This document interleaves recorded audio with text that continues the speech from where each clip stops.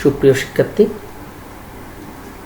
আজকের অনলাইন ক্লাসে সকলকে স্বাগত জানাচ্ছি।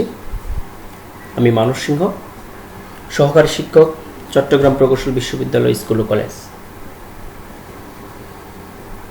আজকে আমরা সপ্তম শ্রেণীর বিজ্ঞান বিষয়ে একটি ক্লাস নিয়ে হাজির হয়েছি। আজকে আমরা আলোচনার বিষয় হচ্ছে চতুর্থ অধ্যায় শ্বসন সম্পর্কে। এই চ্যাপ্টারের উপরে গত ক্লাসে আমরা একটি ক্লাস করেছিলাম, যেখানে আমরা পড়েছিলাম শ্বসন সম্পর্কে, যে শ্বসন কি জিনিস। তার আগে আমরা সালোক সংশ্লেষণ সম্পর্কে একটু আলোচনা করেছিলাম। শ্বসনের ফলে যে শক্তি উৎপন্ন হয় তার একটি পরীক্ষা পড়েছিলাম। আজকে তার পরবর্তী অংশ, অর্থাৎ প্রাণীদেহের শ্বসন অঙ্গগুলো এবং তাদের বর্ণনা চিত্র সহকারে পড়ব এবং শ্বসন প্রক্রিয়াটা সম্পর্কে জানব। তো দেখো, শুরুতে যদি আমরা দেখি যে প্রাণীর শ্বসন, আমরা নাক দিয়ে শ্বাস প্রশ্বাস গ্রহণ করি। শ্বাস প্রশ্বাসের সময় আমরা কি গ্যাস গ্রহণ করি ও কি গ্যাস ত্যাগ করি? প্রাণী ও উদ্ভিদ বায়ু থেকে অক্সিজেন গ্রহণ করে এবং কার্বন ডাইঅক্সাইড ত্যাগ করে। তাদের এই প্রক্রিয়া চলতে থাকে সারা জীবন। তবে প্রাণী ও উদ্ভিদের বেলায় গ্যাস গ্রহণ ও বর্জন করার প্রক্রিয়াটা একটু ভিন্ন প্রকৃতির হয়ে থাকে। উদ্ভিদ পাতায় অবস্থিত স্টোমাটা নামক এক প্রকার ছিদ্রের মাধ্যমে অক্সিজেন গ্রহণ করে থাকে। দেখো, অক্সিজেন উদ্ভিদ যে শুধু সালোক সংশ্লেষণ গ্রহণ করবে তা কিন্তু না। মানে উদ্ভিদ যে সালোক সংশ্লেষণ প্রক্রিয়ার জন্য শুধুমাত্র কার্বন ডাইঅক্সাইড গ্রহণ করবে তা কিন্তু না, সে কিন্তু অক্সিজেনও গ্রহণ করে, কারণ তার তো শ্বসন প্রক্রিয়া দরকার। সেজন্য বলল এই ছিদ্রের মাধ্যমে সে অক্সিজেন গ্রহণ করে। নিম্ন ও উচ্চ শ্রেণীর প্রাণীর দেহে গ্যাসের আদান প্রদান ঘটে বিভিন্ন প্রকার অঙ্গের মাধ্যমে। অর্থাৎ নিম্ন শ্রেণীর যে প্রাণীগুলো আছে, যাদেরকে আমরা প্রাণীর তুলনায় নিকৃষ্ট প্রাণী বলে থাকি, তারা কিন্তু নির্দিষ্ট শ্বসন অঙ্গ নেই। তারা ত্বকের মাধ্যমে বা বিভিন্ন অঙ্গের মাধ্যমে এই শ্বাসকার্য পরিচালনা করে থাকে। কিন্তু উচ্চ শ্রেণীর উদ্ভিদ বা প্রাণীতে এদের নির্দিষ্ট শ্বসন অঙ্গ থাকে। যেমন যারা জলজ তাদের ফুলকা, যারা স্থলজ তাদের ফুসফুস। এগুলোর সাহায্যে আমরা শ্বাসকার্য পরিচালনা করে থাকি। তাহলে যে অঙ্গগুলো শ্বাসকার্য পরিচালনার কাজে অংশ নেয় তাদেরকে আমরা একত্রে বলবো শ্বসনতন্ত্র। এগুলো কি? এগুলো অনেকগুলো অঙ্গ আছে। যে অঙ্গগুলো কি কি আমরা জানি। এই অঙ্গগুলো হচ্ছে নাসারন্ধ্র, নাসাপথ, গলবিল, স্বরযন্ত্র, শ্বাসনালী, ট্রাকিয়া, তারপর হচ্ছে ব্রঙ্কাস, ফুসফুস, মধ্যস্থতা। আমরা যদি একটা চিত্রের মাধ্যমে দেখতে যাই তাহলে আমরা দেখব এরকম। দেখো, এটা হচ্ছে আমাদের সেই শ্বসনের অঙ্গগুলো। এদিক দিয়ে বায়ু প্রবেশ করবে, ফুসফুসে যাবে, তারপর এটা পুরো বডিতে যাবে, পুরো বডি থেকে আবার ফুসফুসে আসবে, ফুসফুস দিয়ে এই নালীপথে আবার নাকের দিয়ে আমাদের বের হয়ে যাবে। যদি আমরা একটা ভিডিওর মাধ্যমে দেখি তাহলেও আমরা দেখব যে এরকম সিস্টেমটা মূলত দেখো, এই প্রশ্বাসের সময় এটা হচ্ছে আমাদের নাসিকা পথ। এদিক দিয়ে আমাদের বায়ুটা প্রবেশ করতেছে। দেখো নীল কালারের, যেটা এটা একটা বায়ুকে বোঝাচ্ছে। বায়ুটা প্রবেশ করতেছে আমাদের বডিতে, সেটা একেবারে দুইটা ফুসফুসে ছড়িয়ে যাবে। দুইটা ফুসফুস থেকে এরপরে টোটাল কোষে হয়ে আমাদের পুরা বডিতে চলে যাবে। বডি থেকে আবার যে বায়ুটা আমরা বের করে দেব সেটা আবার ফুসফুসে চলে আসে। তো ফুসফুস থেকে এই যে কার্বন ডাইঅক্সাইড সমৃদ্ধ যে বায়ুটা, সেটা আবার আমাদের ফুসফুসে আসবে। ফুসফুস থেকে সেটা আবার আমরা একই পথে, দেখো ফুসফুস থেকে আমরা একই পথে আবার বের করে দেব। অর্থাৎ আমরা নিঃশ্বাস নিচ্ছি, বের করতেছি, নিচ্ছি, বের করতেছি। এইটাই হচ্ছে শ্বসনের অংশটা। তবে নিচ্ছি, বের করতেছি, তারপরে এখানে মাঝে একটা কাজ হয়, সেটা আমরা একটু পরে শ্বসন প্রক্রিয়াতে জানব। তাহলে এই হচ্ছে আমাদের শ্বসনের আলোচনাটা।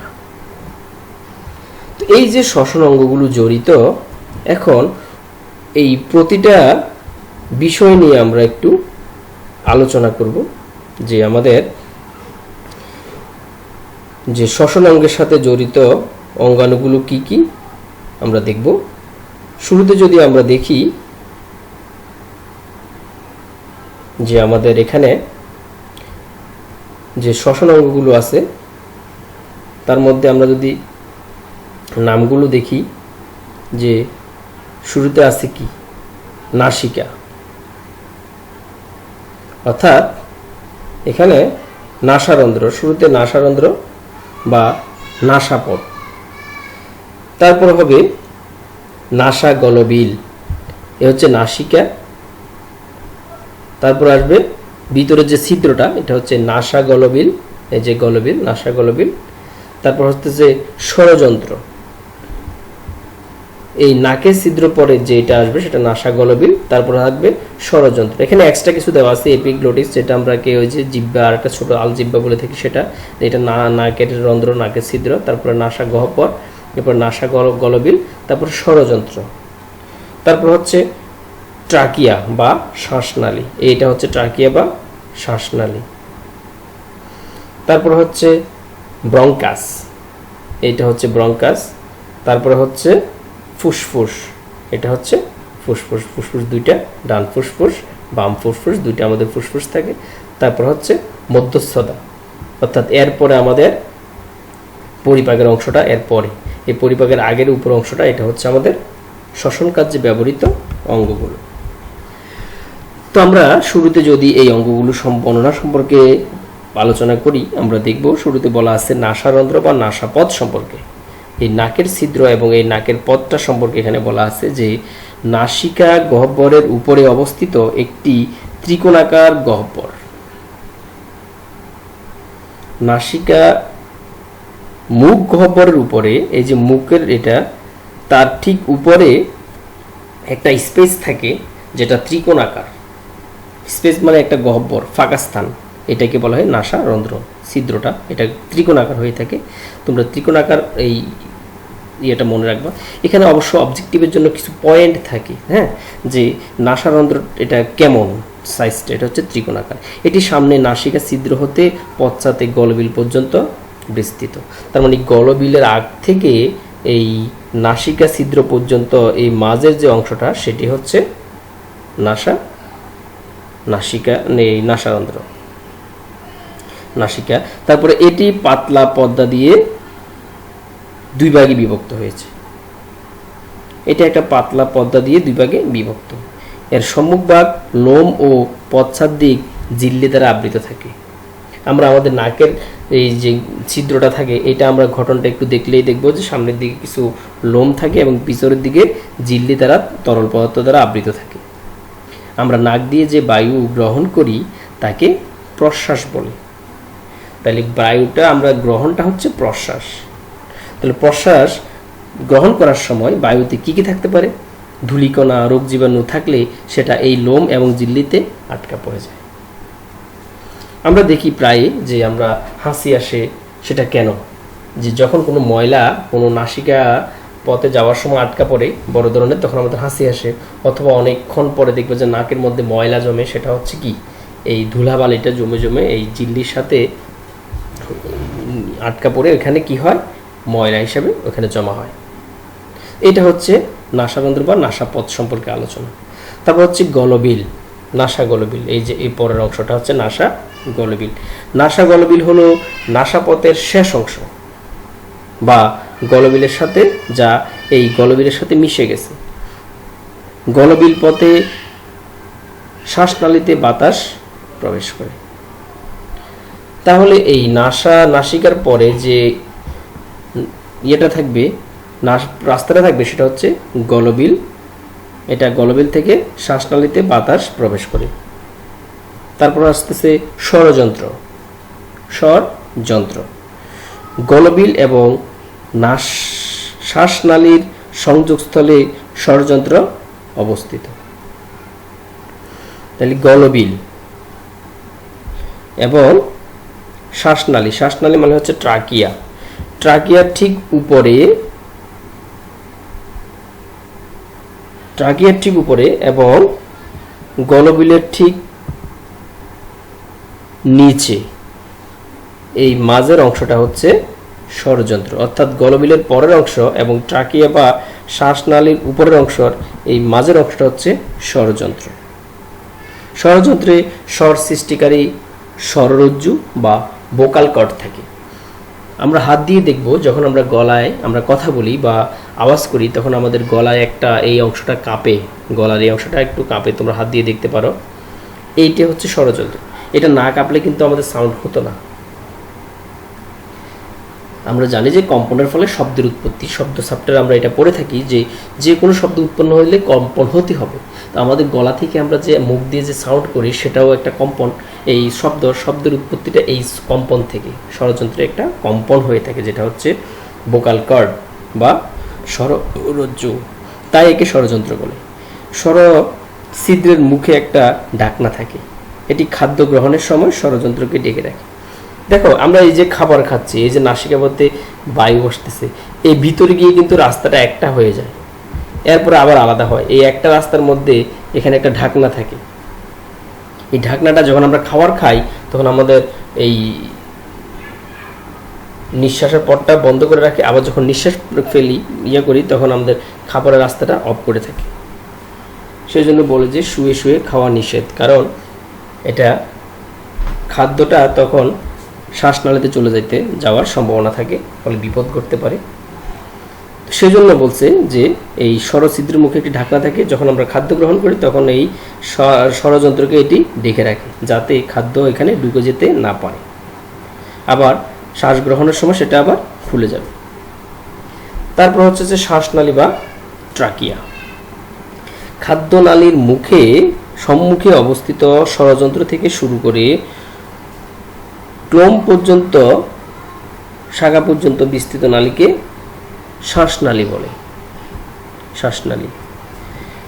তো এটা হচ্ছে কোন নালী, মানে হচ্ছে ব্রঙ্কাস। হ্যাঁ, তো ব্রঙ্কাসের আগ পর্যন্ত স্বরযন্ত্রের পরের অংশটা এটা হচ্ছে ট্রাকিয়া বা শ্বাসনালী। তো শ্বাসনালীর সম্মুখে অবস্থিত স্বরযন্ত্র থেকে শুরু হয়ে ক্রোম শাখা অর্থাৎ ব্রঙ্কাস শাখা পর্যন্ত বিস্তৃত নালীকে শ্বাসনালী বলে। শ্বাসনালীর মাধ্যমে বায়ু ফুসফুসে প্রবেশ করে।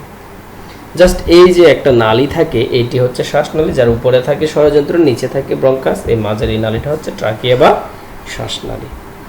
তারপর হচ্ছে ব্রঙ্কাস বা ক্লোম শাখা।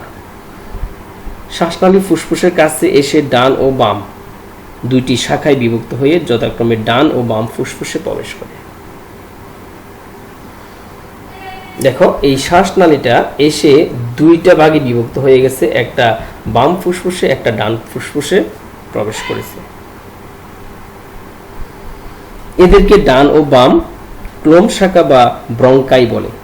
এক বচনে ব্রঙ্কাস, বহু বচনে ব্রঙ্কাই। তাইলে এই দেখো, এটা এখানে প্রবেশ করেছে, এটা এখানে প্রবেশ করেছে। প্রবেশ করার সময় এটার নাম হচ্ছে ব্রঙ্কাস, এটা হচ্ছে ব্রঙ্কাস। একটা ডান ব্রঙ্কাস, একটা বাম ব্রঙ্কাস। ফুসফুসে প্রবেশ করার পর এই শাখায় অসংখ্য শাখা প্রশাখা বিভক্ত হয়, এদেরকে ব্রঙ্কিউল বলে। ব্রঙ্কাইয়ের গঠন শ্বাসনালীর মতো। এখন দেখো, এই ট্রাকিয়া বা শ্বাসনালীটা এখানে এসে দুইটা ভাগ হয়ে গেছে, একটা ডান ফুসফুসে চলে গেছে, একটা বাম ফুসফুসে চলে গেছে। এখানে যে নালীটা থাকে এটা হচ্ছে ব্রঙ্কাস বা ক্রোম শাখা। এরপরে এখানে অনেকগুলো শাখা প্রশাখা সৃষ্টি হবে, যাদের মধ্যে বায়ুথলি থাকবে। এগুলো বুদবুদের মতো অনেকগুলো থলি থাকবে, এদেরকে ব্রঙ্কিউল বলা হয়। এই সবগুলো মিলে এখানে একটা ফুসফুস হবে, এই সবগুলো মিলে এখানে আরেকটা ফুসফুস হবে। অর্থাৎ মানবদেহে দুইটা ফুসফুস থাকবে, একটা ডান ফুসফুস, একটা বাম ফুসফুস। তারপর হচ্ছে ফুসফুস। বক্ষ গহ্বরের ভিতরে দুইটি ফুসফুসের হৃৎপিণ্ডের দুই পাশে অবস্থিত। অর্থাৎ আমাদের এখানে যে হৃৎপিণ্ড থাকে, এখানে হার্ট, তার দুই পাশে, ঠিক এই পাশে একটা, এই পাশে একটা, উপরে আর কি, এখানে দুইটি ফুসফুস থাকে। এটা স্পঞ্জের মতো নরম ও কোমল। এই ফুসফুস খুবই নরম, স্পঞ্জের মতো, চাপ দিলে এটা ফোসকার মতো আর কি, বেলুনের মতো এরকম। তো দেখো, এই বুকের মধ্যে কিন্তু আমাদের মেজর কতগুলো অর্গান থাকে, ফুসফুস, হার্ট, তারপরে লিভার বা কলিজা। এই জন্য আমাদের বক্ষ পিঞ্জরটা একটা হাড় দিয়ে এটাকে ঢাকনা দিয়ে রাখা আছে। তো ডান পাশের ফুসফুসটি বাম পাশের ফুসফুসের চেয়ে সামান্য বড় হয়, তাহলে বলা আছে ডান ফুসফুসটা সামান্য একটু বড় হয়। ফুসফুস দুই ভাঁজ বিশিষ্ট প্লুরা নামক একটি ঝিল্লি বা পর্দা দ্বারা আবৃত। তাহলে ফুসফুসের বাইরে যে একটা পর্দা থাকে দুই ভাঁজ বিশিষ্ট, সেটা হচ্ছে ফুসফুসের আবরণী, এটা একটা নাম আছে, সেটা হচ্ছে প্লুরা। আমরা দেখব আমাদের এই মানবদেহে অনেকগুলো এই কি বলে অঙ্গের মধ্যে আবরণীগুলোর আলাদা আলাদা নাম থাকে। এই নামগুলো খুবই গুরুত্বপূর্ণ, আমরা এগুলো একটু মনে রাখবো। তাহলে ফুসফুস আবরণীর নামটা হচ্ছে প্লুরা। দুই ভাঁজের মধ্যে এক প্রকার পিচ্ছিল পর্দা থাকে, ফলে শ্বাস প্রশ্বাস কাজে ফুসফুস ও বক্ষগাত্রের সাথে কোনো ঘর্ষণ হয় না। এই ফুসফুসটা যখন বড় ছোটো হয়, আমরা যখন শ্বাস প্রশ্বাস গ্রহণ করি বা ফেলি, তখন এগুলো বড় ছোটো হওয়ার সময় এটা এই আমাদের এই বিভিন্ন এই ইয়ার সাথে গাত্রের সাথে সেটা যেন কোনো সংঘর্ষ না হয়, সেই জন্য এখানে এক ধরনের পিচ্ছিল পদার্থ থাকে। তো ব্রঙ্কাস প্রতি পাশে ফুসফুসে প্রবেশ করে অসংখ্য শাখা প্রশাখা বিভক্ত হয়। এই সূক্ষ্ম ব্রঙ্কিউলগুলো বায়ুথলি বা বায়ুকোষে প্রবেশ করে। এখানে অনেকগুলো থলি উৎপন্ন হয়, যেগুলোকে বায়ুথলি বলে। এই সূক্ষ্ম ব্রঙ্কিউলগুলো বায়ুথলি বা বায়ুকোষে প্রবেশ করে। প্রত্যেকটি বায়ুথলি পাতলা এপিথেলিয়াল কোষ দ্বারা গঠিত। তাহলে আরেকটা ওয়ার্ড পাইলাম, এপিথেলিয়াল কোষ। এই যে বায়ুথলিগুলো আছে ব্রঙ্কিউল, এগুলা এপিথেলিয়াল কোষ দ্বারা গঠিত। এই কোষগুলো কৌশিক জালিকা দ্বারা পরিবেষ্টিত। এই কোষগুলোর মাঝে এক ধরনের জালের মতো থাকে জালিকা, যাদেরকে বলা হয় কৌশিক জালিকা, রক্তনালী। এইগুলা তোমরা দেখে থাকবে বিভিন্ন প্রাণীর যে ফুসফুসটা কীরকম, এই ফুসফুসের বাইরে একটা জালের মতো একটা লাল রঙের একটা থাকে, সেটা হচ্ছে কৌশিক জালিকা, যেটা এপিথেলিয়াল কোষ দ্বারা গঠিত। এই কোষগুলো কৌশিক জালিকা দ্বারা পরিবেষ্টিত। কোষগুলোতে বায়ু প্রবেশ করলে এগুলো বেলুনের মতো ফুলে ওঠে এবং আপনা আপনি আবার যখন বের হয়ে যায় তখন সংকুচিত হয়ে যায়। বায়ুথলি ও কৌশিক জালিকা উভয়ের প্রাচীর এত পাতলা যে সহজে এগুলোর মধ্যে বায়ু আদান প্রদান করতে পারে। তাইলে আমরা এই উপর থেকে নিচ নাসিকা, নাসারন্ধ্র, তারপরে গলবিল, তারপরে ষড়যন্ত্র, তারপরে ট্রাকিয়া বা শ্বাসনালী, তারপরে হচ্ছে ব্রঙ্কাস, তারপরে ফুসফুস, এই সবগুলো মিলে হচ্ছে আমাদের শ্বসন অঙ্গ, আর সবগুলোকে বলবো শ্বসন তন্ত্র। তারপরে একটা অংশ থাকে, সেটা হচ্ছে মধ্যস্থতা। এরপরে কিন্তু পাকস্থলী শুরু হয়, এখানে একটা এই ডায়াফ্রাম বলা হয়, যদিও এটাকে ঢাকনা। এরপর থেকে আমার অন্য অংশ শুরু হবে, এটা হচ্ছে মধ্যস্থতা, এটাকেও শ্বসন অঙ্গের অংশ ধরা হয়। তো যে মাংসপেশি বক্ষ গহ্বর ও উদর গহ্বরকে, উদর মনে হচ্ছে আমাদের সেই পেটটা আর কি, এই গহ্বর দুটাকে পৃথক করে রেখেছে, সেটা হচ্ছে একটা পৃথক মধ্যস্থতা বলা হয়, ডায়াফ্রাম। এটা দেখতে অনেকটা প্রসারিত ছাতার মতো, এই যে ছাতার মতো দেখো, এইটা যদি আমি এভাবে অর্ধবৃত্তের মতো মনে করি, এইভাবে এইভাবে এইভাবে, তাহলে ছাতা, খোলা ছাতার মতো হয়ে গেল না, এটা একটা খোলা ছাতার মতো হয়ে গেল, এই যে এই রেখাটা। তাহলে জন্য বলা হচ্ছে এটা দেখতে ছাতার মতো। মধ্যস্থতা সংকুচিত হলে নিচের দিকে নামে। মধ্যস্থতা যখন সংকুচিত হয় তখন নিচের দিকে নামবে, তখন কি হবে, এই ফুসফুসটার আয়তন বেড়ে যাবে, বক্ষ গহ্বরের আয়তন বেড়ে যাবে। আবার এটা যখন প্রসারিত হবে তখন উপরের দিকে উঠবে, তখন ফুসফুসের আয়তন কি হবে, বক্ষ গহ্বরের আকার ছোট হয়ে যাবে। তো মধ্যস্থতা সংকোচন প্রসারণের মাধ্যমে শ্বাস প্রশ্বাস নিয়ন্ত্রণ করে। তাহলে দেখছো এটা এই মধ্যস্থতাটা শ্বাসনালীতে কেন আলোচনায় আনলো, তাহলে এই যে মধ্যস্থতাটা এটা কিন্তু উপর নিচে নামতে পারে, উপর নিচে। যখন মধ্যস্থতাটা নিচে নামবে তখন এই যে বুকের এই জায়গাটা বড় হয়ে যাবে, তখন ফুসফুসটা বড় হয়ে যাবে, অর্থাৎ বায়ু এখানে প্রবেশ করবে। আবার যখন মধ্যস্থতাটা উপরে উঠে যাবে তখন ফুসফুস দুটো কি সংকুচিত হয়ে যাবে, অর্থাৎ বায়ু বের হয়ে যাবে। তো আমরা দেখলাম আমাদের এই হচ্ছে শ্বসন অঙ্গগুলো, যার মাধ্যমে এইখানে বায়ুটা প্রবেশ করে, আবার এই বায়ুটা আবার একই পথে বেরিয়ে যায়। তাহলে এর মাঝে অনেকগুলো কাজ হয়ে থাকে। এখন আমরা সেটা সম্পর্কে জানবো, যে শ্বসন পদ্ধতি সম্পর্কে আমরা এখন জানবো। তো দেখো শ্বসন পদ্ধতি, যে আমরা যে শ্বাস গ্রহণ করলাম সেটা আমরা প্রথমে আমাদের নাসিকা পথ হয়ে আমাদের ফুসফুসে আসলো, ফুসফুস থেকে এটা আবার আমাদের পুরো বডিতে ছড়াবে, কোষে কোষে যাবে, কোষে কোষ থেকে এসে আবার ফুসফুসে আসবে, ফুসফুস থেকে সেটা আবার আমাদের একই ছিদ্রপথে বের হয়ে যাবে। অর্থাৎ আমাদের শ্বসনটা এরকম হবে যে আমরা প্রথমে বায়ুটা গ্রহণ করব, এটা নাসা ছিদ্র দিয়ে নাসা পথে আসবে, সেখান থেকে নাসা গলাবিলে যাবে, নাসা গলাবিল থেকে ট্রাকিয়াতে যাবে, ট্রাকিয়া থেকে ব্রঙ্কাস, ব্রঙ্কাস থেকে বঙ্কিউল, এরপরে যাবে আমাদের বায়ুথলিতে। সেখান থেকে এটা কিন্তু অক্সিজেন সমৃদ্ধ বায়ু আমরা গ্রহণ করতেছি, সেটা এরপরে কোষের বিভিন্ন কোষে গিয়ে সেটা আবার অক্সিজেনটা কার্বন ডাইঅক্সাইডে রূপান্তর হয়ে আবার ফিরে আসবে ফুসফুসে। এখান থেকে আবার ব্রঙ্কিউল হয়ে, ব্রঙ্কাস হয়ে, ট্রাকিয়া হয়ে, গলবিল হয়ে, নাসাপথ হয়ে নাক ছিদ্র দিয়ে বের হয়ে যাবে। দেখছো? তাহলে আমরা গ্রহণ করতেছি অক্সিজেন সমৃদ্ধ বায়ু, ত্যাগ করতেছি কার্বন ডাইঅক্সাইড সমৃদ্ধ বায়ু। কেন সেটা হয়, এই কাহিনীটি আমরা এখন পড়ব, যাকে আমরা বলবো শ্বসন পদ্ধতি। দেখো, আমরা নাক দিয়ে বাতাস নেই আবার ছেড়ে দিই, একে আমরা সাধারণত শ্বসন বলে থাকি। আমাদের এই ধারণা ভুল, এটাই কিন্তু শ্বসন না, এটা হচ্ছে শ্বাস প্রশ্বাস, শ্বসনের একটা অংশ মাত্র। শ্বসন তো আরও পরে হয়, শক্তি উৎপাদনের প্রক্রিয়াটা আমরা গত ক্লাসে পড়েছিলাম বিক্রিয়া সহকারে, আজকে একটু আলোচনা করে দেব। তো আমাদের বুক খাপড়ের মতো অবিরত সংকুচিত প্রসারিত হয়। এই যে একটু আগে বললাম যে বুকটা সংকুচিত এবং প্রসারিত হয় অবিরত, এতে ফুসফুসের আয়তন বাড়েও কমে। ফুসফুস অবিরত সংকুচিত প্রসারিত হয়ে অক্সিজেন গ্রহণ এবং কার্বন ডাইঅক্সাইড পরিত্যাগ করে থাকে। এভাবে অবিরত অক্সিজেন নেওয়া এবং কার্বন ডাইঅক্সাইড ত্যাগ করা, এই প্রক্রিয়াটা হচ্ছে শ্বাসক্রিয়া নামে পরিচিত। কি? শ্বাসক্রিয়া, নট শ্বসন। শ্বসন এটা হচ্ছে একটা শ্বসনের মাত্র একটি ধাপ। অর্থাৎ আমরা বায়ু নিচ্ছি, ত্যাগ করতেছি, এটা পুরোটাই শ্বসন নয়, এটা শ্বসনের একটি ধাপ। শ্বসন প্রক্রিয়া দুই ভাগে ভাগ করা হয়, একটা বহিঃশ্বসন, একটা অন্তঃশ্বসন। অর্থাৎ একটা বাইরের সাথে সংযুক্ত, বাইরে থেকে বায়ু নিচ্ছি, ত্যাগ করতেছি, আর একটা ভিতরে কি হচ্ছে সেটা। তাহলে শ্বসনটা আমরা দুই ভাগে ভাগ করতে পারি, বহিঃশ্বসন, অন্তঃশ্বসন। তাহলে দেখো বহিঃশ্বসন কোনটা?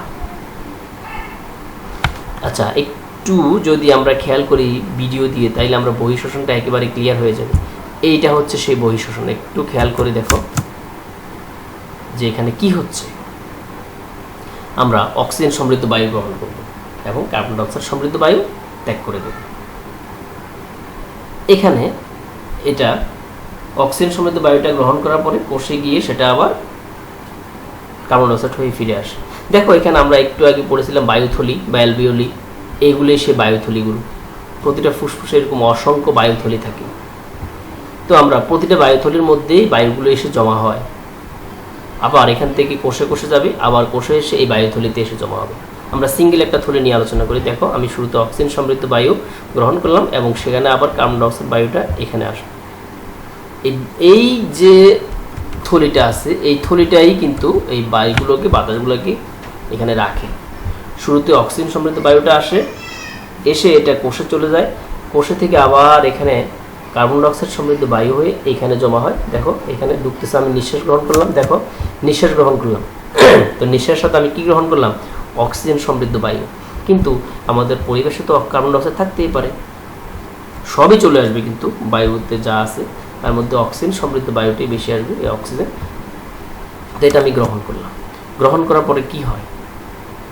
আর রক্ত থেকে ফিরে আসতেছে এই যে কার্বন ডাইঅক্সাইড সমৃদ্ধ বায়ু, দেখছো? তো অক্সিজেন সমৃদ্ধ বায়ুটা এখানে চলে যাবে কোষে কোষে, আর কার্বন ডাইঅক্সাইড বায়ুটা চলে আসবে আবার ফুসফুসে, এখানে ট্রান্সফার হয়ে গেছে, আবার আমরা এখানে নাক দিয়ে বের করে দেবো। তাহলে অক্সিজেন সমৃদ্ধ বায়ু গ্রহণ করতেছি, কার্বন ডাইঅক্সাইড সমৃদ্ধ বায়ু ত্যাগ করতেছি, দেখছো? এইটাই হচ্ছে আমাদের জাস্ট বহিঃশ্বসন। তাহলে বহিঃশ্বসন প্রক্রিয়াটা কিন্তু বেশি ভিতরের কিছু না, এটা হচ্ছে জাস্ট বাহ্যিকটা। জাস্ট আমরা বায়ুটা গ্রহণ করলাম, ফুসফুসে নিলাম, ফুসফুস থেকে বের করে দিলাম, গ্রহণ করলাম, বের করে দিলাম, ভিতরের অংশটা না। তাহলে আমরা বহিঃশ্বসনটা সম্পর্কে জানলাম যে প্রক্রিয়ায় ফুসফুসের মধ্যে গ্যাসীয় আদান প্রদান ঘটে তাকে বহিঃশ্বসন বলে। এই পর্যায়ে ফুসফুস এবং রক্তঝালিকা বা কোষিক নালীর মধ্যে অক্সিজেন ও কার্বন ডাইঅক্সাইডের বিনিময় ঘটে। বহিঃশ্বসন দুই ভাগে হয়, সেটা হচ্ছে শ্বাস গ্রহণ, একটা হচ্ছে শ্বাস ত্যাগ। তাহলে শ্বাস গ্রহণ যেটা, সেটা হচ্ছে প্রশ্বাস। পরিবেশ থেকে আমরা যে অক্সিজেন সমৃদ্ধ বায়ু গ্রহণ করি তাকে আমরা শ্বাস গ্রহণ বা প্রশ্বাস বলি। প্রশ্বাসের সময় মধ্যস্থতা বা বক্ষপিঞ্জরের মাঝে বেশি সংকুচিত হয়। আমরা একটু আগে সেটা জানলাম যে সংকুচিত হইলে, মধ্যস্থতা যখন সংকুচিত হবে তখন ফুসফুস প্রসারিত হবে, অর্থাৎ আমরা বাইরে থেকে বায়ুটা গ্রহণ করলে এটা জায়গা হয়ে যাবে, এখানে থাকতে পারবে। তারপর হচ্ছে নিঃশ্বাস। প্রশ্বাসের পরপরই নিঃশ্বাস পর্যায় শুরু হয়। এই পর্যায়ে মধ্যস্থতা ও পিঞ্জরস্থির পেশিগুলো শিথিল ও প্রসারিত হয় এবং ফুসফুস আয়তনে ছোট হয়ে যাবে, ফলে ভিতরে বায়ুটা আমরা ছিদ্র পথে, নাকের ছিদ্র পথে বের করে দেবে। ফলে বায়ুথলির ভিতরে বায়ু, কার্বন ডাইঅক্সাইড সমৃদ্ধ বায়ু ফুসফুস থেকে ব্রঙ্কাস ট্রাকিওলের মাধ্যমে প্রবাহিত হয়ে নাক দিয়ে আবার বের হয়ে যায়। প্রক্রিয়াটা বুঝলে সিস্টেমটা অনেক সোজা। আমরা ওই বইয়ের মতো লিখতে হবে এমন কোনো কথা নেই। আমরা এখানে এই শ্বসন অঙ্গগুলো ব্যবহার করে লাইনটা সুন্দর মতো লিখলেই হবে যে আমরা কি পথে অক্সিজেন সমৃদ্ধ বায়ুটা গ্রহণ করব, কেন গ্রহণ করব। কারণ সেটা মধ্যচ্ছেদা এবং বক্ষপিঞ্জর অস্থি, অর্থাৎ আমাদের হাড়গুলো যখন এই সংকুচিত হবে, মধ্যচ্ছেদাটা যখন সংকুচিত হবে, ডায়াফ্রামটা তখন বললাম না একটু আগে যে ফুসফুসের জায়গাটা বেড়ে যাবে, তখন ভিতরে বায়ুটা ভিতরে প্রবেশ করবে। আবার যখন এই মধ্যপিঞ্জর কি বলে মধ্যচ্ছেদা ও পিঞ্জর অস্থির পেশিগুলো সংকুচিত হবে, তখন কি ফুসফুসটাও বড় হবে, তখন ফুসফুসটা সংকুচিত হয়ে যাবে, তখন ভিতরের বায়ুটা বের হয়ে যাবে, যেটা আমরা বলি কার্বন ডাইঅক্সাইড সমৃদ্ধ বায়ু। তাইলে আমরা অক্সিজেন সমৃদ্ধ বায়ু গ্রহণ করলাম, কিন্তু সেটা কার্বন ডাইঅক্সাইড সমৃদ্ধ বায়ু হয়ে গেল কিভাবে বলতো? এইটা হচ্ছে অন্তঃশ্বসনের প্রক্রিয়া, যে কীভাবে সেটা অক্সিজেন সমৃদ্ধ বায়ুটা কার্বন ডাইঅক্সাইড সমৃদ্ধ বায়ুতে পরিণত হলো। খুবই সোজা, আমরা গত ক্লাসে বলেছিলাম এইটাই হচ্ছে আমাদের শ্বসন, যেটাকে আমরা বিক্রিয়া আকারে শ্বসন বলে থাকি। যে আমরা আমাদের রক্তের মধ্যে, আমাদের কোষের মধ্যে কিন্তু আমরা যে খাবারটা খেলাম তার কিন্তু এই খাবারটার উপাদানটা রয়ে গেল, যেটাকে আমরা গ্লুকোজ বলে থাকি, শর্করা বা গ্লুকোজ C6H12O6। এখন আমরা নিঃশ্বাসের সাথে যে অক্সিজেন সমৃদ্ধ বায়ুটা গ্রহণ করলাম, সেটা প্রথমে নাসাপথ হয়ে গলবিল হয়ে একেবারে ফুসফুসে আসবে, ফুসফুস থেকে বিভিন্ন কোষে কোষে চলে যাবে। তাহলে কোষে কোষে যখন যাবে, এই তখন থেকে শুরু হবে অন্তঃশ্বসন।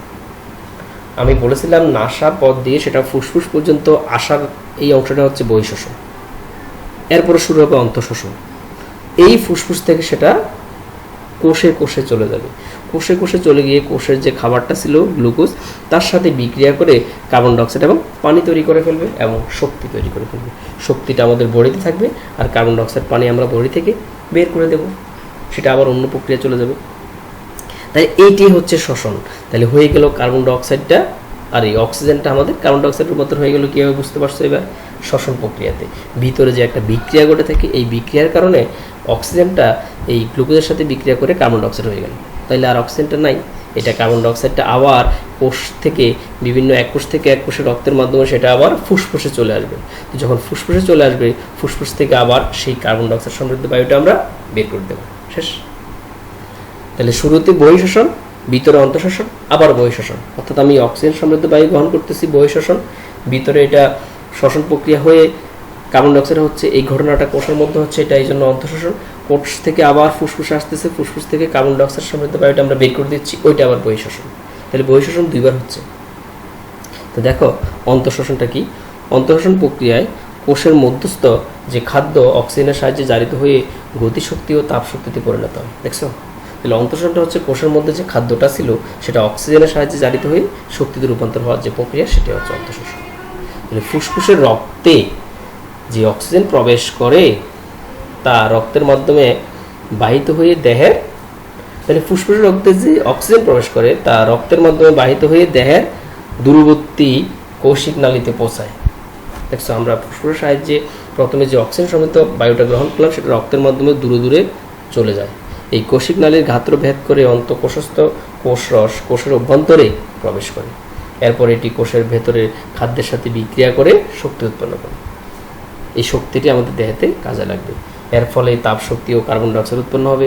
এই কার্বন ডাইঅক্সাইড আবার রক্ত দ্বারা বাহিত হয়ে ফুসফুসে ফিরে আসবে। ফুসফুস কী করবে? আবার সেটা নাকের মধ্যে দিয়ে বাইরে বের করে দেবে।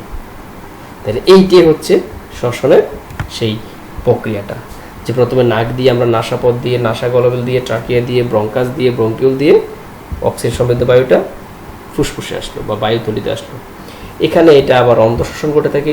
অন্তঃশ্বসন ঘটে কার্বন ডাইঅক্সাইড অক্সিজেন সমৃদ্ধ বায়ুটা কার্বন ডাইঅক্সাইড সমৃদ্ধ বায়ুতে পরিণত হয়, আবার সেটা একই পথে এদিক দিয়ে বেরোয়, নাসাপথ দিয়ে বেরোয় যাবে। শেষ।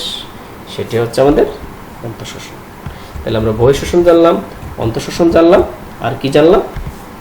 শ্বসনের বিভিন্ন অঙ্গগুলো বর্ণনা।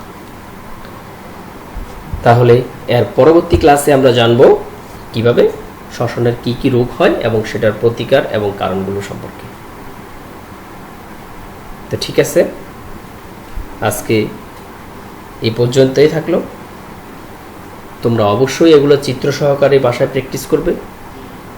তাহলেই তোমাদের ব্যাপারটা খুব ইজি হবে আশা করি, যেহেতু এগুলো চিত্র সম্বলিত। আর আমরা যে ফ্লো চার্টটা এখানে দেওয়া আছে সেটা মনে রাখবো, যে বায়ুটা কোন কোন পথে এসে বহিঃশ্বসন ঘটে, তারপরে কীভাবে অন্তঃশ্বসন হয়, আবার কীভাবে বহিঃশ্বসন হয়ে বেরিয়ে চলে আসে। এই প্রক্রিয়াটা জানা থাকলে আমরা খুব ইজিলি বিভিন্ন অঙ্গগুলোর নাম দিয়ে বর্ণনাটা চিত্র সহকারে লিখতে পারবো। তো এই প্র্যাকটিসটা করলে আশা করি তোমরা অনেকটা উপকৃত হবে এবং বিষয়টা ক্লিয়ার বুঝতে পারবে। তো ঠিক আছে, আজকে এখানেই, আগামী ক্লাসে আবার পরবর্তী অংশ নিয়ে হাজির হব। সে পর্যন্ত সবাই নিরাপদে থাকবে এই আশা ব্যক্ত করে আজকে এখানেই বিদায় নিচ্ছি। ধন্যবাদ সকলকে।